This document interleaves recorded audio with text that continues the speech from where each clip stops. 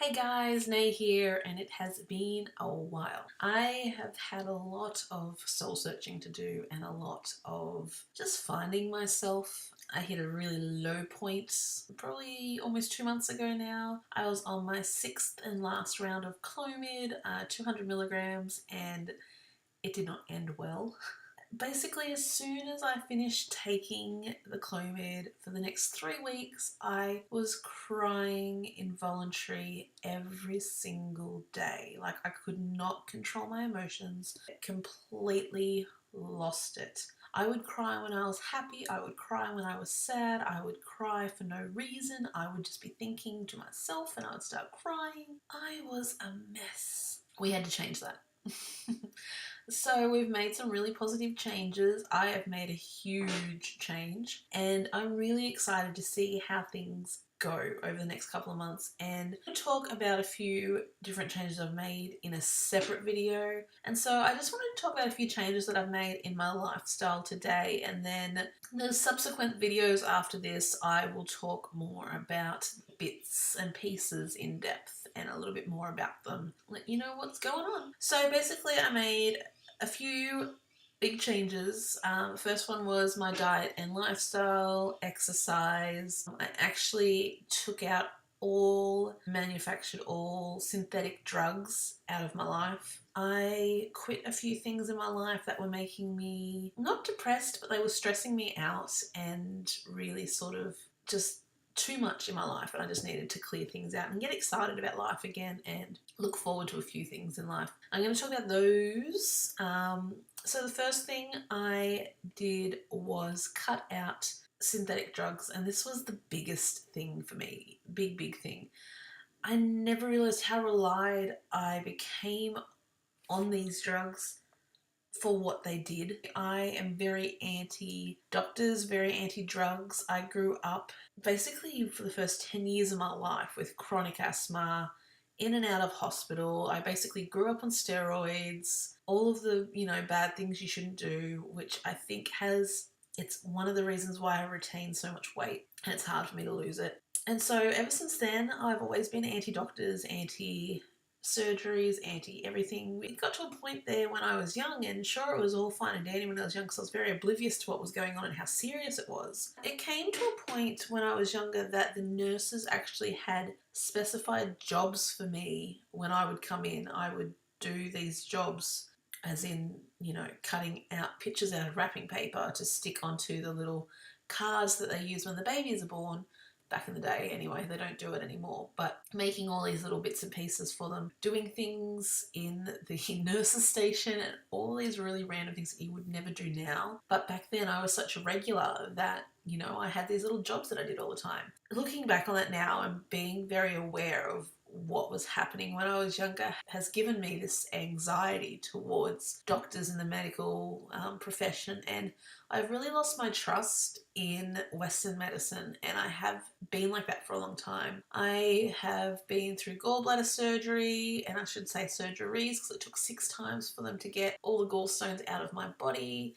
Whenever I go in for a surgery, it's never just day surgery in and out. I'm always there overnight. Even my laparoscopy that I had back in February, it was an overnight affair and it took me 2 weeks to recover. So I don't know what it is about me, but I'm just a medical nightmare. And so I just never wanted to go on fertility medication whatsoever. I just don't like it. I don't like the hormones. I was on the pill for a very short time, maybe 2 years, before I realized what it was doing to me and how it was tampering with my emotions. I just don't like it. I never liked the idea of going on Clomid, but it gave me hope. False hope that never happened. 6 rounds of Clomid up to 200 milligrams, which is crazy, with no result, no impact on my ovulation, nothing. I'm going to talk about that more in the videos later on down the track, because there was a lot of things that weren't done for me during that Clomid cycle time of my life that I'm a bit disappointed with. But even the metformin, I was really against that, didn't want to go on that, but I became obsessed with metformin just because it simply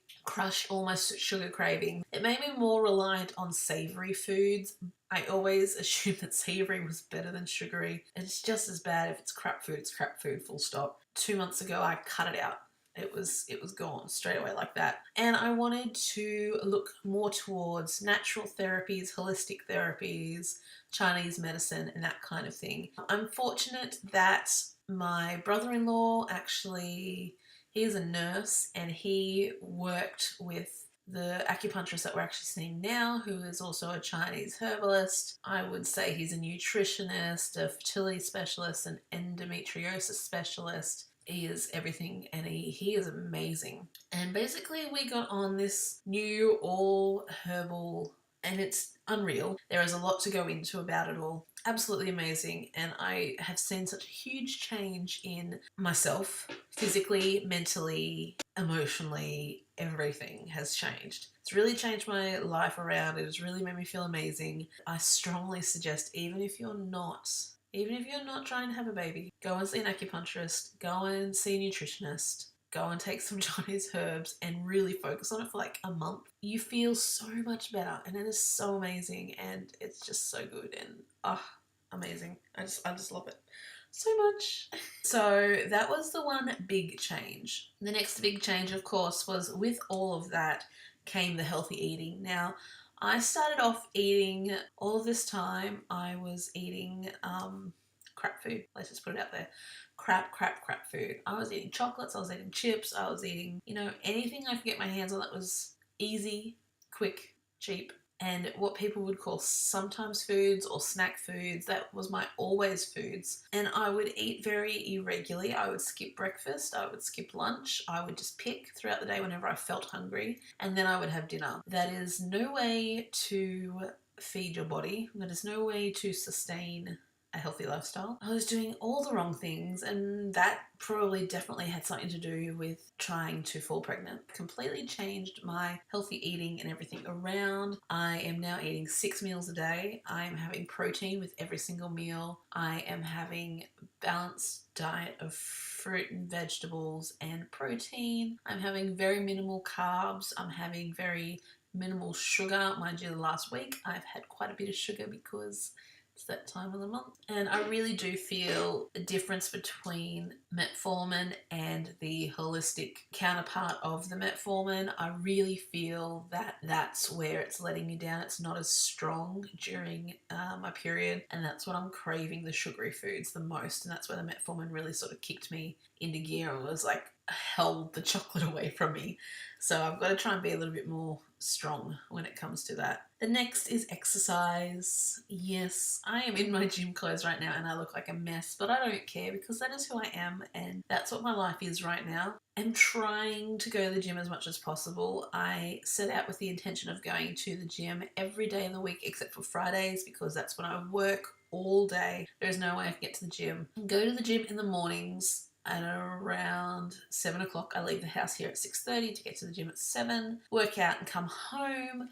On the afternoons that I'm not working, I go for a 45-minute walk. And then on Sundays, I just do the walk because my gym is not open on Sundays. So that is a big change for me. I have really only been able to get to the gym once, twice or 3 times a week at the moment, but I am trying to build that up. I'm also with the walking trying to build that up as well, which is really good. I'm still yet to try and get Josh to go to the gym. It's a bit of a challenge. It really is a huge challenge to try and get that man to the gym, which is really weird because when we met, he was the one that was more into the gym than I was, and now it's the other way around. Acupuncture, doing acupuncture, it's amazing. And also sleeping. I'm sleeping a lot more. Like I said, I'm going to the gym, getting up at 6:30 in the morning. And so that means I'm going to sleep by 9 o'clock, 9:30. So I'm getting that full sleep in, which is amazing. Waking up refreshed and ready to, live the day. The last and final thing that I did to sort of pick myself up and rejuvenate myself is I quit scrapbooking. And for most of you, you would think, why would you quit your hobby? That is something you really enjoy doing. Scrapbooking was something I really enjoyed doing. I had done it for about 15 years and loved it. And this happened to me last time when I took a break for a couple of years when I moved to Japan. I took on some design team projects. I was designing for companies overseas in America. Basically designing, they would send me the free product and I would design for them to promote their stores if you're not familiar with the scrapbooking industry at all. I was also doing some online classes for a very prestigious online scrapbooking community, which I never actually saw to fruition. I was in the works of doing it, and that's where the stress started coming in. As soon as I started getting these deadlines and these expectations of what I had to do and perform for people and provide value for money, I found it less of a hobby and more of a job. I did not enjoy that side of it. I like to create freely, let my creativity go.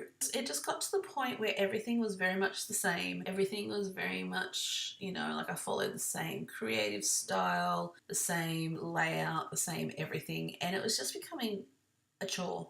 I gave myself 2 months to really think about it and to just leave my creative space as it was, just sit down and chill and not scrapbook, just do my design team commitments and see how I felt. And after that 2 months, I decided that it was time to email these companies that I'd been working for and let them know that unfortunately I would no longer be creating. It was just not fair on them for me to be taking up a spot that should be someone who inspires, nurtures creativity, and is motivational and is just all encompassing. I was not that person at all. I wasn't in the right, headspace to do that at all. So I really just felt sorry for letting them down, but it was something I had to do. And I felt that for the company and myself, it was the best thing. I would let them down unexpectedly in the future, and I didn't want that at all. I gave up scrapbooking. I collected absolutely everything that I own, apart from my expensive printers and electronic cutting machines and all of that. I kept those because you never know with kids, you might use them down the track, birthday parties, decorating, and who knows, I might start scrapbooking again in the future. All of my paper, all my embellishments, all my everything, and I sold it all. I was crazy and sold it all. I do not regret it though.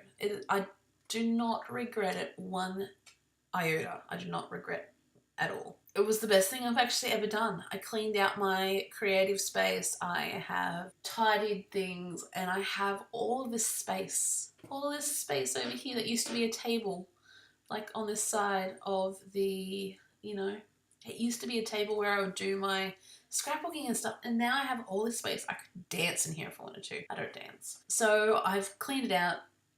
I've made a whole heap of room, and I've taken up a hobby that I actually really love, and that is photography, which is sort of a side note from scrapbooking. It's still capturing memories and whatnot, and I really like newborn photography and sort of childhood photography, and I really feel that moving into this realm, newborn photography and childhood photography is sort of shifting my mind from being jealous about people having babies to wanting people to have babies so I can photograph them.